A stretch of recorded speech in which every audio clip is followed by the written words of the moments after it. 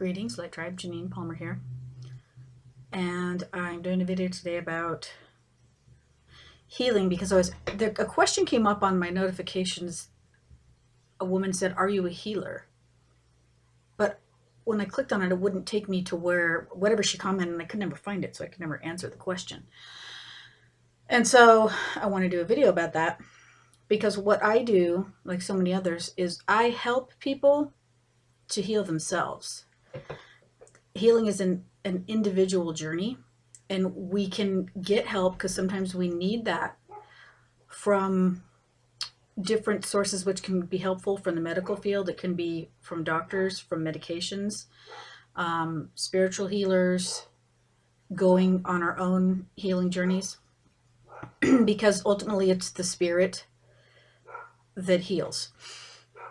However people want to look at that. Some people say body, mind, and spirit, body, mind, and soul, or emotional, mental, spiritual, physical. So would mind be the mental and the emotional? Maybe. Would spirit be spirit and soul? Or soul be spirit and soul? Because if you do study, you will learn that they are not the same. So there's different things that come into play. Also, what comes into play is sacred contracts, agreements that we make to have certain experiences here. So sometimes things work out or unfold the way they're supposed to, even though we don't remember what that is or we don't understand why or whatever that is. There's something gained from all of it.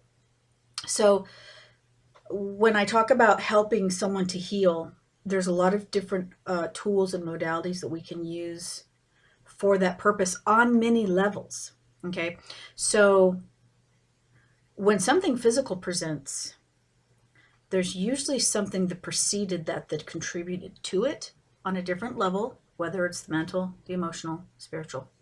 Okay, so for instance, if you fall and you scrape up your knee and you've got bits of dirt and muck and whatever is in there, right? You need to clean that out. Because if you don't clear the debris and the dirt and the germs, right, it will become infected and it will fester and it will be painful. Okay, so we must clear the foreign matter, the debris, what doesn't serve us, things that can make us sick or whatever. It's the same thing with energy. Okay, so when we carry thoughts about things, we go through a painful experience, we don't understand it, we don't understand why maybe someone hurt us, okay, and we're not realizing that they might be behaving from a place of their own pain and that maybe it wasn't intentional, but we take it personally. So we hold on to thought forms. Anytime we react to something, we're only reacting to limited bits of information. We never have pure knowledge here of everything that contributed to something.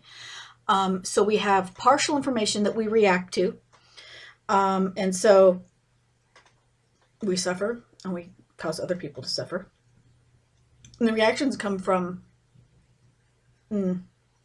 pain or fear, or people put up their walls and their armor to try to protect themselves from getting hurt again, so they block out love from coming in, really.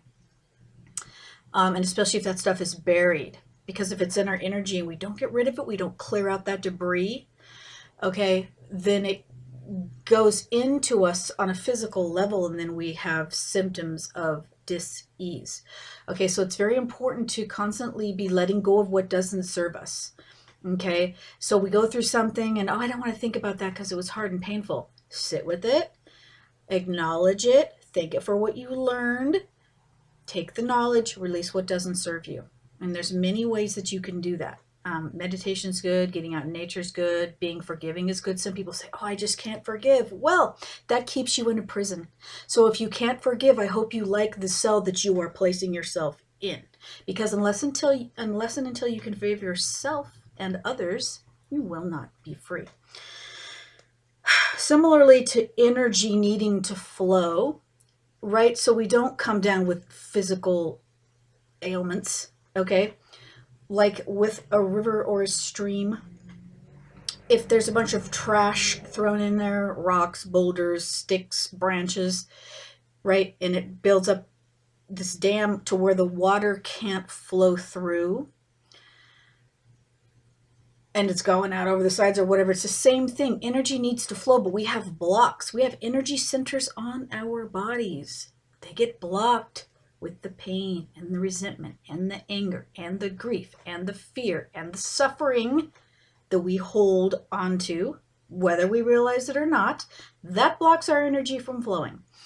So there are many ways and modalities for healing. Hypnotherapy is a great one, shamanic journey work, guided meditation, yoga, acupuncture. There's so many different ones, okay, Reiki, that you can investigate and utilize. Massage, there's different things that we should do to keep our energy flowing, and release what no longer serves us. So this is a response to if someone says, well, are you a healer? Because people are called healers. What we do is we help others to heal. Because when healers heal or help someone heal, they're assisting in a process. They're not doing it necessarily. The person has to be involved in their own healing. You can't just leave it up to someone else to do something. That's not why we're here. Okay, peace.